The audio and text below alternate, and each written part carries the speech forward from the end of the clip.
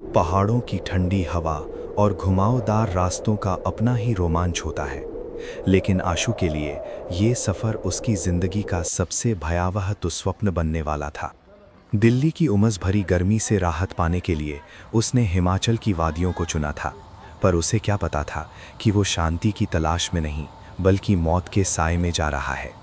जब आशु दिल्ली के कश्मीरी गेट से हिमाचल जाने वाली बस में अपनी सीट पर बैठा तो बाहर अंधेरा गहराने लगा था।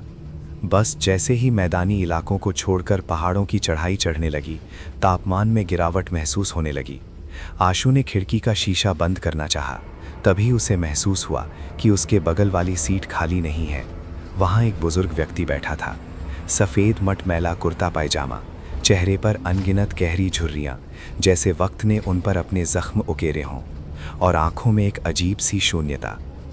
लेकिन सबसे परेशान करने वाली बात थी एक अजीब सी तीखी दुर्गंध, जैसे कोई पुरानी चीज़ सड़ रही हो या कोई लाश बरसों से दफन हो। बेटा, कहाँ तक जा रहे हो? जी, कसोल तक। बाबा, आप इतनी रात को सफर कर रहे हैं, आपको घर पहुंचने में दिक्कत नहीं होगी? मैं 30 साल से रोज इसी वक्त सफर करता हूँ बेटा। ये रास्ता अब मेरे कदमों को पहचानता है। आशु को ये सुनकर थोड़ा अजीब लगा, पर उसने सोचा शायद बुजुर्ग की याददाश्त कमज़ोर होगी। पूरी रात वो बूढ़ा आशु से बातें करता रहा। उसकी बातें किसी सामान्य यात्री जैसी नहीं थीं। वो रह रहकर पुराने गहनों और अपने उस अधूरे बैग के बारे में बात करने लगता। वो कहता, जब तक ये बैग अपनी जगह नहीं पहुंचता, आत्मा को चैन नहीं मिलता। आशु को वो एक अकेला विक्षिप्त बुजुर्ग लगा, इसलिए वो उनकी बातों में हाँ मिलाता रहा। रात के करीब 11 बजे बस एक सुनसान ढाबे पर रुकी। आशु हाथ मुंह धोकर भोजन करने नीचे उतरा। ठंडी हवा के झोंकों ने उसे तरोताज़ा कर दिया। उसने सोचा कि अकेले बैठे उस बुजुर्ग के लिए भी कुछ खाने को ले लिया जाए, लेकिन जब उसने ढाबे की भीड़ में नजरें दौड़ाईं तो वो बुजुर्ग कहीं नहीं दिखा। आशु ने ढाबे के पीछे, वॉशरूम के पास, यहाँ तक कि खड़ी हुई दूसरी बसों में भी झांक कर देखा, पर वो शख्स जैसे हवा में विलीन हो गया था। जब आशु वापस अपनी बस की ओर लौटा तो उसकी धड़कनें तेज हो गईं। बुजुर्ग का वो पुराना चमड़े का भारी बैग अभी भी आशु की सीट के बगल में रखा था। बैग से वही सड़ांध आ रही थी जो उस बूढ़े के शरीर से आ रही थी। कंडक्टर भाई, वो बाबा अभी तक वापस नहीं आए। छोड़ो साहब, चढ़ जाएंगे कहीं से, उनका रोज का काम है। कंडक्टर उस बाबा को जानता था, लेकिन वो अनदेखा करता था क्योंकि ये उसकी रोजी रोटी की बात थी। बस फिर से अंधेरे रास्तों पर चल पड़ी। करीब 10 किलोमीटर बाद एक ऐसे सुनसान मोड़ पर जहां दूर दूर तक कोई रोशनी नहीं थी, बस अचानक रुकी और वही बूढ़ा फिर से बस में चढ़ा। वो बिना किसी की तरफ देखे सीधा आशु के पास आकर बैठ गया। गलत बस में चढ़ गया था बेटा। उसने बस इतना ही कहा और चुपचाप बैठ गया। आशु की रीढ़ में एक ठंडी लहर दौड़ गई। उस निर्जन पहाड़ी मोड़ पर कोई दूसरी बस थी ही नहीं।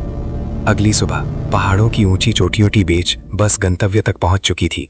रास्ते में एक जगह बस फिर रुकी थी और आशु के वापस आने पर सीट फिर खाली मिली, पर वो भारी बैग वहीं था। आशु को अब लगा कि कुछ तो गलत है। उसने सोचा कि शायद बुजुर्ग आगे उतर गए होंगे। उसने बैग उठाया और सोचा कि इसे पुलिस थाने दे देगा। जैसे ही वो बस स्टैंड से बाहर निकला, एक फटेहाल बुढ़िया कहीं से प्रकट हुई और पागलों की तरह चिल्लाने लगी, तू भी मरेगा, तू भी मरेगा, क्यों लाया इसे? यह मौत की गठरी है, मरेगा तू। आशु डर के मारे वहां से भाग खड़ा हुआ। वो सीधा अपने बुक किए हुए होटल पहुंचा। रिसेप्शन पर जैसे ही उसने वो बैग काउंटर पर रखा, मैनेजर के चेहरे का रंग उड़ गया। सर, यह बैग आपको कहाँ मिला? इसे वापस कर आइए, इसे यहाँ मत रखिए। अजीब लोग हैं इस शहर में, बस एक बैग ही तो है। रात के ठीक 1 बजे आशु की नींद टूटी।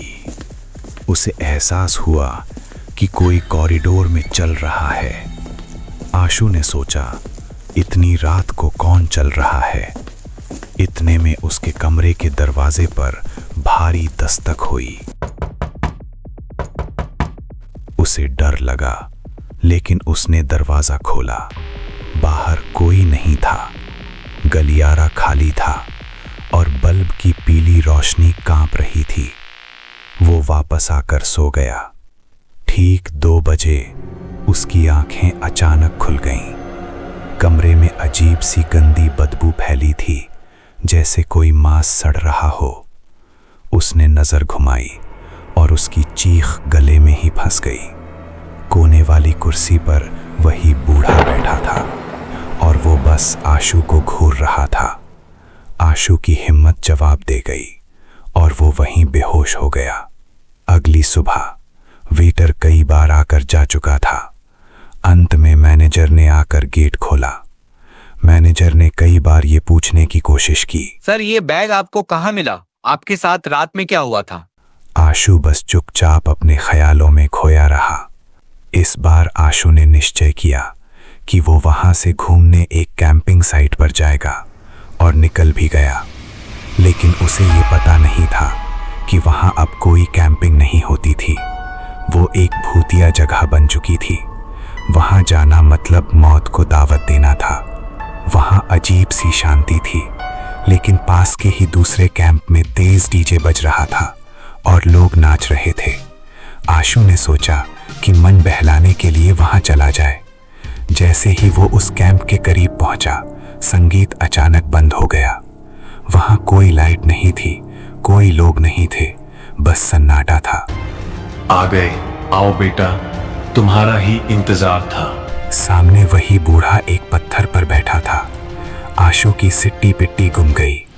वो फिर भागते हुए नीचे पहाड़ी पर आया कि दूर से एक लड़की के चीखने की आवाज आई। आशु डर गया, उसे कुछ समझ नहीं आ रहा था। वो पहाड़ी के नीचे भागते भागते एक मैगी पॉइंट पर आया। जैसे ही वो बेंच पर बैठकर थोड़ी सांस ली, सामने वही बूढ़ा बैठा था। आशु भागता हुआ होटल गया। आओ देखा ना ताओ, अपना सामान समेटा और निकल गया। लेकिन वो बैग वहीं भूल गया। आशु जैसे तैसे बस स्टैंड पहुंचा। वही पुरानी बस खड़ी थी। आशु जल्दी से अपनी पुरानी सीट पर जाकर बैठ गया। जैसे ही बस चलने को हुई, उसने चैन की सांस ली कि वो बला टल गई।